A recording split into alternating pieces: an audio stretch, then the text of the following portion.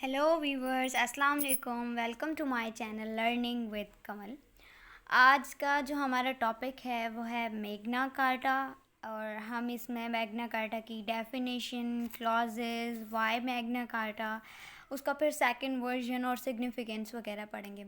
वैसे तो ये इतना ज़्यादा इम्पॉर्टेंट टॉपिक नहीं है, लेकिन हमारे यूट्यूब पे इसकी बहुत कम वीडियोस हैं और मेरी कोशिश यही है कि जो वीडियोस यूट्यूब पर अवेलेबल नहीं हैं हम वो बनाएं ताकि लोग आसानी से, स्टूडेंट आसानी से पढ़ सकें। आगे चलते हैं। पहले तो हमें पता होना चाहिए कि मैग्ना कार्टा है क्या। तो मैग्ना कार्टा 1215 था क्या। Basically it was an agreement which was establish in 1215।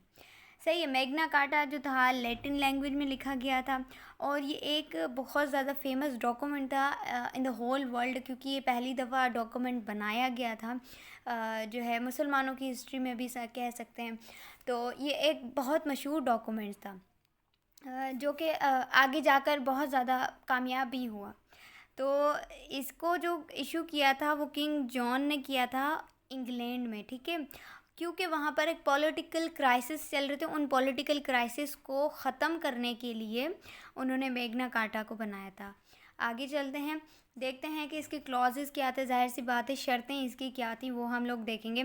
तो मैग्ना कार्टा में ना बेसिकली जो है वो 63 क्लॉजेस थी, ठीक है, मगर जो हमें प्रेजेंट मिलती हैं बुक्स में या दूसरी जगहों पे जो इम्प्लीमेंट हुई हैं बेसिकली वो सिर्फ 3 थी। बुक्स में भी मिल जाती हैं 63 क्लॉजेस थी, मगर जो प्रेजेंट हैं और जिनके ऊपर इम्प्लीमेंट बाकायदा किया गया वो सिर्फ 3 थी। एक तो ये था कि भाई given liberty to the state and right to the church, मतलब इन लोगों को लिबर्टी होनी चाहिए, जो हमारी रियासत है उनको लिबर्टी हासिल हो और उनको राइट हासिल हो चर्च को कि भाई अपनी मर्ज़ी से वो कुछ भी कर सकें जो वो चाहते हैं, मतलब जो लीगल हो। दूसरा ये था कि confer the liberty of the town, और यही लिबर्टी टाउन्स वालों को भी, मतलब कस्बे में रहने वाले लोगों को भी हासिल हो। और all the people have the right to justice and free trial, और सबके पास जो है ये राइट होनी चाहिए कि सबके साथ इंसाफ होना चाहिए, राइट। क्लॉजेस ये जो 3 थी इसका बेसिक मतलब ये था कि भाई एक तो है कि सबको फ्री हैंड रखा जाए, लिबर्टी हासिल हो, इक्वलिटी हो, मतलब कोई बड़ा छोटा ना हो, किसी के साथ जो है नाइंसाफ़ी ना की जाए। उसके बाद आता है कि why Magna Carta, Magna Carta को बनाने की क्या ज़रूरत पड़ गई थी। तो असल में ऐसा हुआ था कि लंदन में जो है कुछ बगावत करने के लिए लोग पैदा हो गए थे। अक्सर रेबल्स पैदा हो जाते हैं, ठीक है। तो बागी लोग पैदा हो गए थे, तो वो क्या करना चाहते थे लंदन पर, यानी कि यूके पे वो लोग अटैक करके और यूके को जो है वो अपने अंडर में करना चाहते थे। यहाँ पर मैंने लिखा हुआ है because of rebel group attack the London and capture it. तो उसको वो लोग कैप्चर कर लेते, मतलब फिर ना सल्तनत रहती ना बादशाहत रहती, कुछ भी नहीं रहती। तो ये रिस्पॉन्सिबिलिटी थी किंग की कि भाई वो हर किसी को एक इंडिपेंडेंट लाइफ दे दे अपनी मर्ज़ी से, और रेबल्स से भी वो बचा ले और अपने जुल्मों सितम भी ख़त्म कर दे।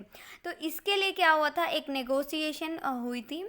वो 1215 में ये बना है मैग्ना कार्टा। उससे पहले 1214 में इनके बीच में नेगोशिएशन हुई थी, मतलब 15 शुरू ही होने वाला था। तो रेबल्स और किंग के दरमियान जो है वो एक नेगोशिएशन हुई थी, मीटिंग हुई थी, जिसके अंदर रेबल्स ने बहुत ज़्यादा फोर्स किया था किंग को कि भाई वो एक्सेप्ट कर ले पीस ट्रीटी को, भाई मैग्ना कार्टा को वो किसी भी हालत में ना एक्सेप्ट कर ले बस।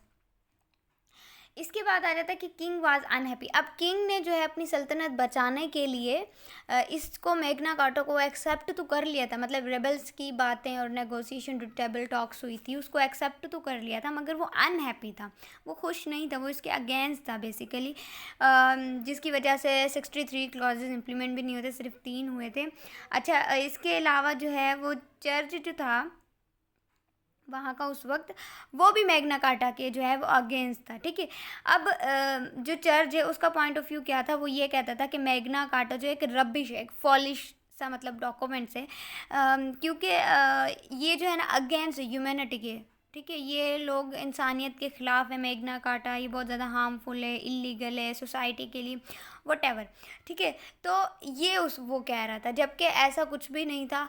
अब जो है वो किंग भी इसकी वजह से अनहैप्पी था और चर्च भी अनहैप्पी थे। वो वजह ये थी कि क्योंकि सब लोग इक्वलिटी में आ रहे थे और किंग हमेशा ये चाहता है कि वो पावरफुल रहे। ऑल्सो चर्च भी यही चाहता है। ठीक है, तो इनके जो है वो मतलब पावर्स जो थे वो लिमिटेड होते, भले किंग के भी और उसके भी, चर्च के भी। तभी ये लोग इक्वालिटी नहीं चाहते थे। ये लोग कहते थे कि हम लोग जो है रॉयल क्लास में ही रहें। उसके बाद आ जाता है कि aim of Magna Carta. Basically aim था क्या मैग्ना कार्टा का? तो मैग्ना कार्टा का जो एम था वो पहले तो ये था कि limited power for the king also church. मैंने पीछे भी बताया कि भाई ये जो मैग्ना कार्टा था ये पावर को लिमिटेड कर रहा था कि भाई आप जो है ऐसा कोई फ़ैसला नहीं लेंगे जिससे आम इंसानों को तकलीफ़ पहुंचे या कोई भी बात ऐसी हो।